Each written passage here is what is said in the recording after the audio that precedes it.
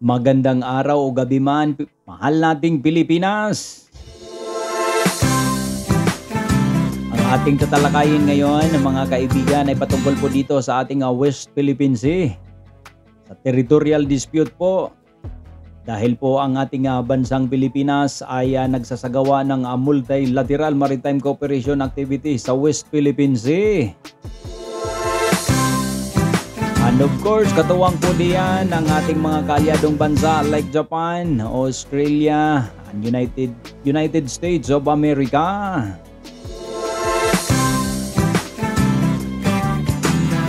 Nakakapagtaka naman sa kabila ng sagawa natin ng drill po diyan sa WPS. Aba, ang Chikwa nagsagawa din ng sarili nilang drill. Dalawang barko ang namataan. Ano yan? Nasa teritoryo kayo ng Pilipinas, pero bakit kayo gumawa din ng sarili ninyong drill? Para makuha natin ang narrative ng balitang ito. Panoorin natin ang balitang ito. Mga kababayan, ng Pilipinas kasama ang ilang mga kaalyadong bansa matagumpay na naidaos kahapon si Patrick De Jesus sa sentro ng balita. Patrick? Yes, Audrey, natagumpay nga yung MMCA pero dalawang barko ng People's Liberation Army Navy ng China ang namataan habang sinasagawa kahapon ang kauna-unahang multilateral maritime cooperative activity sa West Philippine Sea sa pagitan ng Pilipinas, Estados Unidos, Japan, South Australia. Ito ang kinumpirma ng Armed Forces of the Philippines pero hindi naman ito naka-apekto sa isinagawang exercises ng mga naturang yun, may namataang dalawang barko mismo.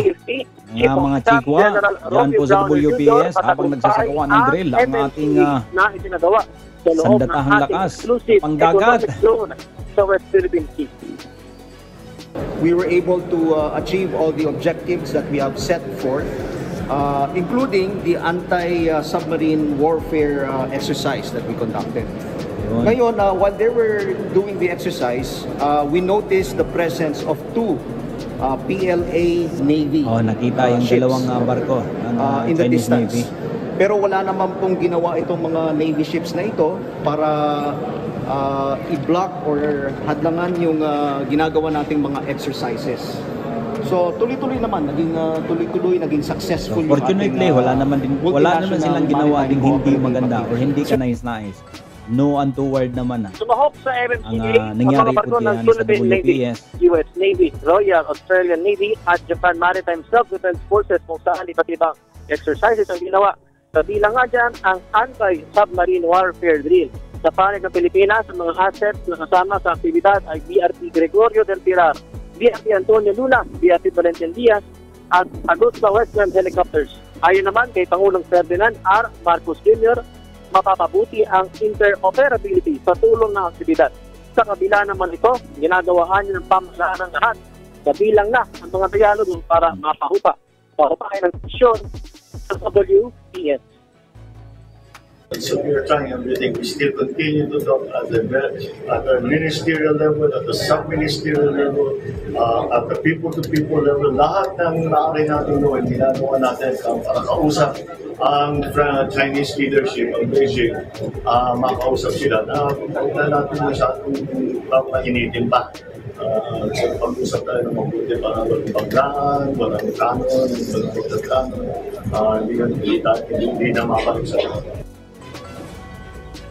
Audrey, bukas ang pamahalaan na magsagawa ng mga kaparehong aktibidad kasama ang mga kaalyadong bansa. So, maganda.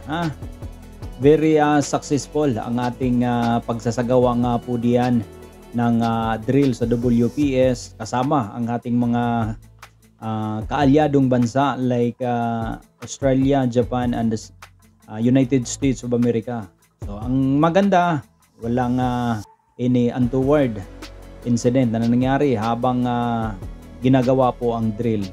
So hindi po ito pag-provoke ng bansang China. Nasa territory tayo mismo ng Pilipinas, nagsagawa ng drill.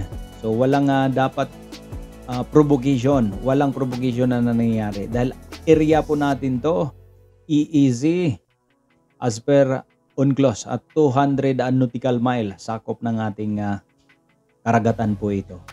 So walang provocation. Mawalang naman po ng provocation ay itong China. Kayo naman po ang pumasok diyan. Mga kababayan, diyan lang po at least kahit papano nag-umpisa, nagsagawa na. Hindi tayo papasindak. Malaki sila. Walang malaki ikangang nakakapuwing.